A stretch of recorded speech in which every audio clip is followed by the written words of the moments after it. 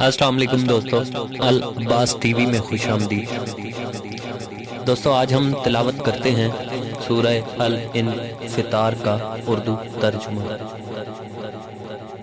شروع اللہ کے نام سے جو بڑا مہربان نہایت رحم والا ہے۔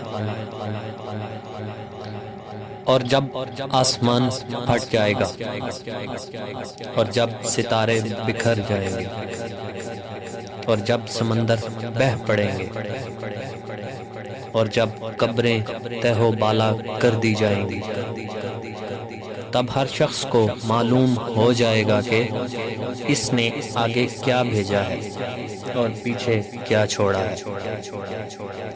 اے انسان، تجھے کس چیز نے اپنے رحیم و کریم پروردگار سے دھوکے میں ڈال رکھا ہے؟ جس نے تجھے پیدا کیا، تیرے اعضاء کو درست بنایا اور پھر تجھے متناسب بنایا، جس شکل میں چاہا تجھے ترتیب دے دیا۔ ہرگز نہیں، بلکہ اصل حقیقت یہ ہے کہ تم جزا و سزا کے دن کو جھٹلاتے ہو، حالانکہ تم پر نگران ملائکہ مقرر ہیں، معزز لکھنے والے۔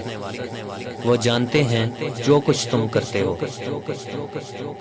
بے شک نیکوکار لوگ عیش و آرام میں ہوں گے اور بدکار لوگ دوزخ میں ہوں گے۔ وہ جزا و سزا والے دن اس میں داخل ہوں گے اور وہ اس سے اوجھل نہیں ہوں گے۔ تمہیں کیا معلوم کہ وہ جزا و سزا کا دن کیا ہے؟